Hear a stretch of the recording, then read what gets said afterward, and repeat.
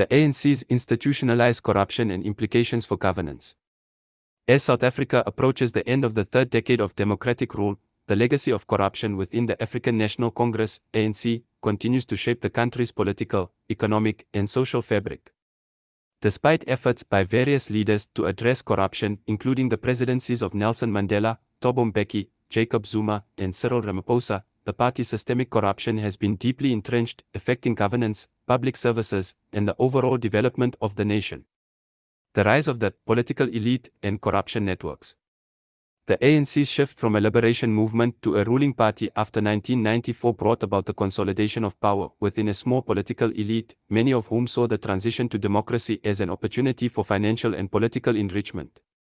While the ANC initially championed values of democracy, equality, and justice, over time, some party members, especially those close to the leadership, began to view public office as a means of personal gain rather than service to the public. This has resulted in the creation of informal networks of corruption, which have flourished under the protection of political power. The focus of many ANC leaders shifted from pursuing policies that directly benefited the people to maintaining their positions of power and access to state resources. As a result, the ANC became a political machine, with networks of influence operating within government departments, state-owned enterprises, SOEs, and municipalities, with little regard for accountability or transparency. Corruption under Thabo Mbeki, the silent years of scandal. During Thabo Mbeki's presidency, the ANC established its political dominance, but this period also laid the foundation for many of the corruption scandals that would surface later. Mbeki's administration was marked by political centralization, which, while promoting economic growth, failed to curb corruption and cronyism within the party. His government's response to allegations of corruption was often dismissive, fostering a culture of impunity. Key incidents that define this era include the arms deal. In the late 1990s, South Africa entered into a controversial arms deal worth billions of rands. Allegations of kickbacks and bribery linked to the deal plagued Mbeki's government. The scandal implicated various government officials, including those in the defense and procurement sectors, but Mbeki's government denied any wrongdoing. No significant action was taken against the accused officials. The Scorpions and the removal of corruption investigators. Mbeki's government took steps to undermine anti-corruption efforts, most notably through the disbanding of the Scorpions, a specialized unit created to tackle corruption. The removal of such institutions created an environment where corruption could thrive unchecked, without serious legal or political consequences. The arms procurement scandal, 1999. A public inquiry into the massive defense contract concluded that several ANC officials were involved in unethical dealings. However, political pressure and Mbeki's control of the party's machinery prevented significant prosecution, and only a handful of low-level officials faced charges. Jacob Zuma and the era of state capture, 2009 to 2018. Jacob Zuma's presidency is widely regarded as one of the most corrupt periods in the ANC's history. His tenure saw unprecedented levels of corruption, which became synonymous with the term state capture. Zuma's close relationship with the Gupta family, a wealthy Indian family, highlighted the scale of corruption within the party and its ability to manipulate state resources for personal gain. 1. State capture and the Gupta family. Under Zuma, the ANC became the vehicle for large-scale corruption, with the Gupta family accused of influencing key government appointments, securing lucrative state contracts, and siphoning off state funds. The Guptas were said to have controlled significant portions of the South African economy, with their influence spanning from energy to mining to media. Government officials, ministers, and even Zuma himself were implicated in the scandal. State-owned enterprises like Eskom, Transnet, and South African Airways, SAA, were used as tools to enrich the Gupta family and their associates.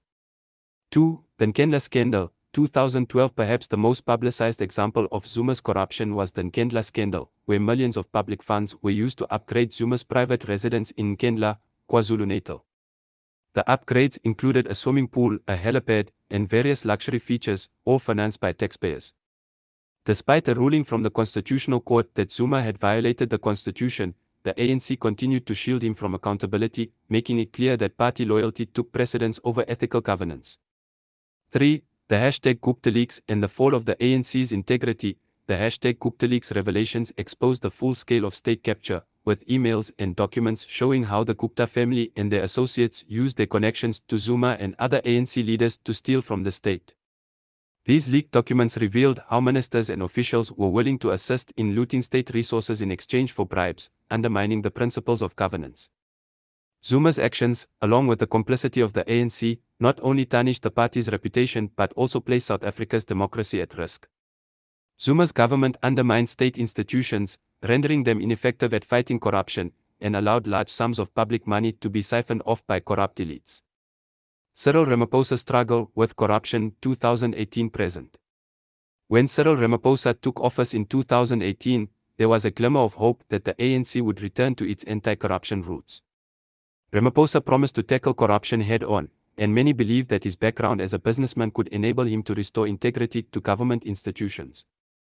However, while Ramaphosa has made some efforts to address corruption, he has faced numerous challenges, including accusations of his own involvement in scandals.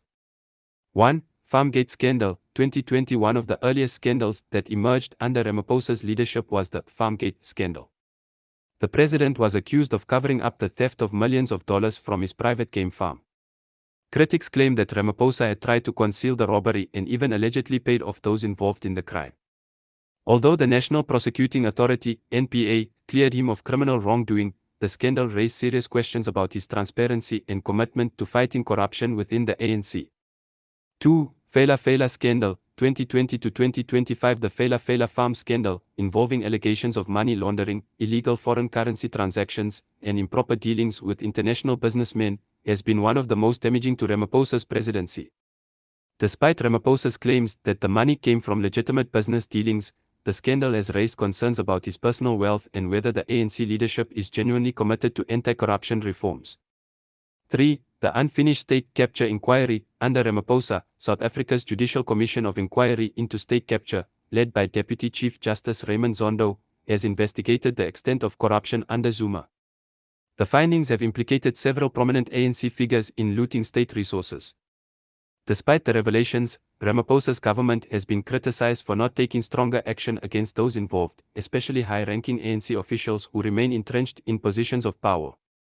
4. The COVID-19 procurement scandal. 2020 to 2021. The COVID-19 pandemic provided an opportunity for corruption on an unprecedented scale, as large sums of government money were earmarked for emergency procurement of health supplies. Many ANC officials were implicated in using their influence to award inflated contracts to friends and family members. Despite efforts by Ramaphosa to establish an anti-corruption task force, the scandal has further eroded public trust in the government's ability to tackle corruption. Public perception and the decline of ANC popularity. The ANC's handling of corruption has led to a sharp decline in public confidence in the party. Once celebrated as the liberator of South Africa, the ANC is now seen by many South Africans as a political party more focused on self-preservation than on the well-being of its citizens. Electoral decline. The ANC's dominance in South African politics has been waning since the Zuma years, and the party's share of the vote in national elections has steadily declined. Many South Africans have turned to opposition parties, including the Democratic Alliance, DA, the Economic Freedom Fighters, EFF, and other emerging political formations, in the hope of finding alternatives to the ANC's corruption-laden leadership. Public protests and civil discontent. The ANC's failure to deliver on its promises, combined with widespread corruption, has led to mass protests and public disillusionment. Issues such as high unemployment, poor public services, and persistent inequality have fueled resentment against the government. The public's frustration with ANC leadership has been exacerbated by the perceived failure of Ramaphosa's administration to root out corruption effectively. Erosion of governance. The ANC's entanglement in corruption has had a profound effect on governance in South Africa. Key institutions, such as the police, judiciary, and tax authority, have been weakened, and critical sectors like education, healthcare, and public infrastructure have suffered from mismanagement and lack of accountability. This has created an environment in which corruption is not only tolerated but, in some cases, seen as an inevitable aspect of doing business in South Africa. Conclusion. From 1994 to 2025, corruption within the ANC has profoundly affected South Africa's development and the lives of its citizens. While there have been moments of progress, the pervasive culture of corruption has undermined the country's potential to truly achieve the equality and prosperity promised at the dawn of democracy. Despite efforts by some leaders to combat corruption, the ANC has remained deeply enmeshed in a web of cronyism, nepotism, and financial misconduct. For South Africa to emerge from the shadow of corruption, it will require more than just political reforms, it will need a cultural shift within the ANC and the broader political system. Stronger institutions, a commitment to transparency, and a renewed focus on the well-being of all South Africans must be at the core of any efforts to restore the country's democracy and secure a better future for its people. Without decisive action, the ANC's corruption may continue to be a major obstacle to South Africa's long-term progress and stability.